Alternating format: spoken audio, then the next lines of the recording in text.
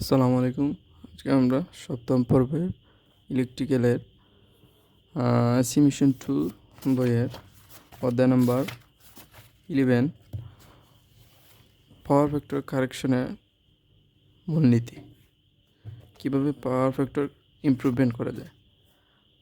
Power factor কারেকশনের আগে আমাদের power factor বুঝতে হবে। পাওয়ার ফ্যাক্টর হলো কারেন্ট এবং ভোল্টেজের মধ্যবর্তী কোণের কোসাইন মানকেই পাওয়ার ফ্যাক্টর বলে। অর্থাৎ যদি আমরা এদিকে ভোল্টেজ, এদিকে কারেন্ট এবং ভোল্টেজের মধ্যবর্তী কোণের কোসাইন মানকেই পাওয়ার ভেক্টর বলে সহজেই। যদি আরেকভাবে আমরা সংজ্ঞা দিতে চাই তাহলে পাওয়ার ত্রিভুজ দ্বারা সংজ্ঞা দিতে পারবো। পাওয়ার ত্রিভুজকে আমরা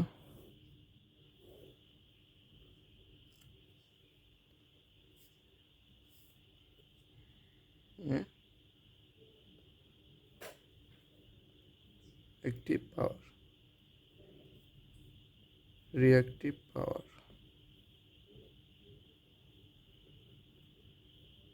অ্যাপারেন্ট পাওয়ার।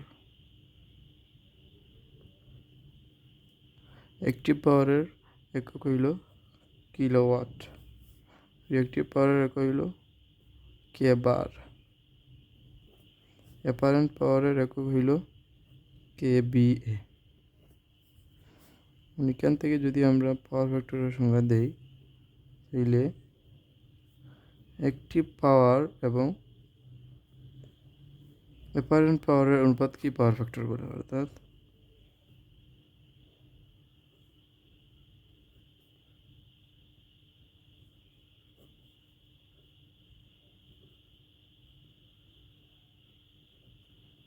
পাওয়ারের অনুপাতকে কী বলে?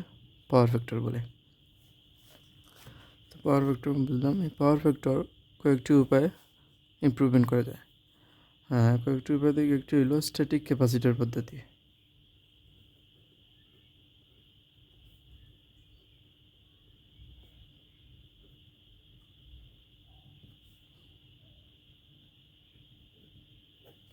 আরেকটা হলো ক্যাপাসিটর ব্যাংক পদ্ধতি।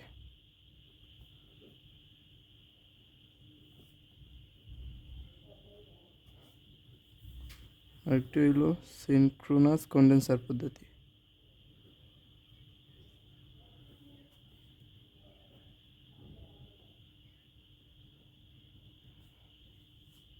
চার নম্বর হইল ফেজ অ্যাডভান্সার পদ্ধতি।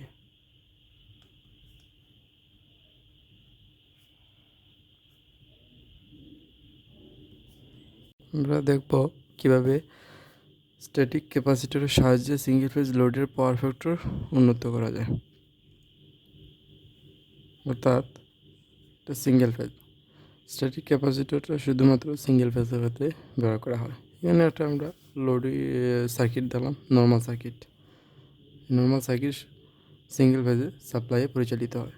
এখানে একটা রেজিস্ট্যান্স, ইন্ডাকটেন্স, যেহেতু ইন্ডাকটেন্স সংযোগ আছে তাইলে এটা ইন্ডাকটিভ সার্কিটে পাওয়ার ফ্যাক্টর ল্যাগিং হয়, বা এখানে ল্যাগিংয়ে একটা কারেন্ট প্রবাহিত হয়।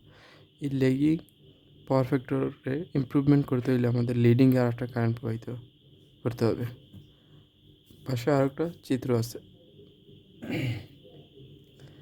এই চিত্র দেখার আগে আমাদেরকে ভেক্টর চিত্রটা একবার দেখো যে আমরা এদিকে একটা কারেন্ট প্রবাহিত হইল ল্যাগিং, এই ল্যাগিং কারেন্ট, এদিকে একটা ল্যাগিং কারেন্ট প্রবাহিত হয়, আর এখানে ভোল্টেজ আছে।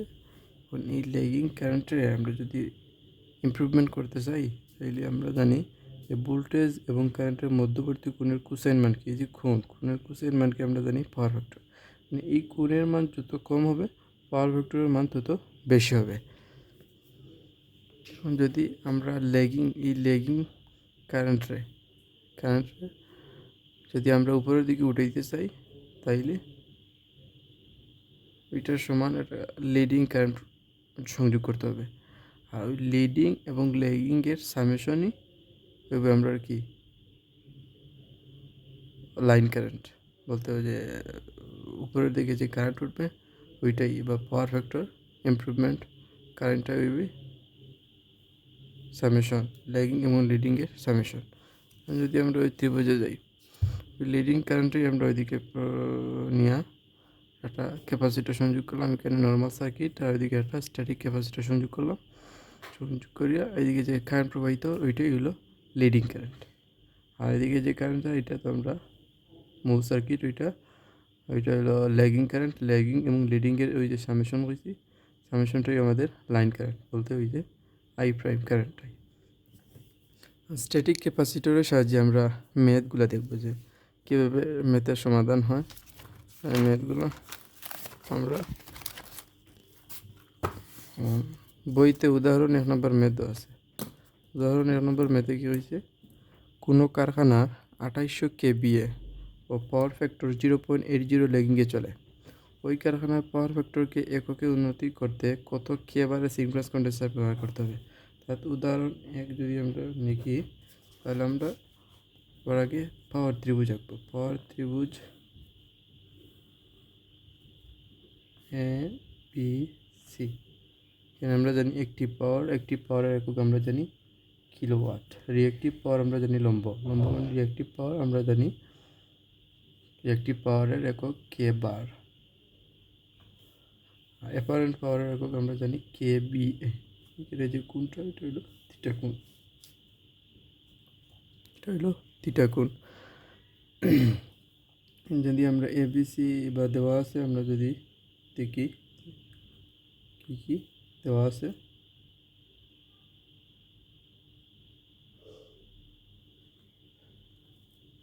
এখানে দেওয়া আছে কোনো কারখানা 2800 KVA, মানে KVA দেওয়া আছে, এসি এর মান দেওয়া আছে, এসি দেওয়া আছে কত 2800 KVA। পাওয়ার ফ্যাক্টর cos থিটার মান দেওয়া আছে কত, দেওয়া আছে 0.80। এখান থেকে আমরা থিটার মান বের করে রাখবো। থিটার মান হলো 36.87। এটা ক্যালকুলেটার মারলে বের হবে। ওই কারণে পাওয়ার ফ্যাক্টরকে উন্নতি করতে কত কেবারে সিনক্রোনাস কন্ডেন্সার ব্যবহার করতে হবে। আমরা এই বিসির মান বের করবো। আমরা যদি বিসি এর মান বের করি, তাইলে আমাদের এখানে কিলোওয়াটের মানও জানা নাই, কেবারের মানও জানা নাই। আমরা প্রথমে কিলোওয়াটের মান বের করবো। কিলোওয়াটের মান বের করতে হলে এটা যেহেতু ভূমি, তাহলে আমরা ভূমি যখন cos থিটা দিই, ত্রিভুজ ABC হতে cos থিটা ইকুয়াল টু কি AB, মানে ভূমি বাই অতিভুজ। AB হলো ভূমি, অতিভুজ হলো এসি। যদি এবির মান বের করতে চাই, কি এসি ইন্টু cos থিটা। এসির মান কত, এসির মান হলো 2800 KVA ইন্টু cos থিটার মান কত 0.80। এখান থেকে আমাদের কত পারো 2800 ইন্টু 0.80 অর্থাৎ 2240 কিলোওয়াট। এবির মান বের হইল, যার একটু আমরা কিলোওয়াটে প্রকাশ করি। এখন বের করবো আমাদের বিসি লম্বের মান। লম্বের মান বের করতে হইলে কি সাইন থিটা, লম্ব বাই অতিভুজ বিসি বাই এসি। অর্থাৎ বিসির মান রাখবো আমরা এদিকে রাখবো, আর সাইন থিটা এসি লেগে গুণ হবে আড়াআড়ি সাইন থিটা।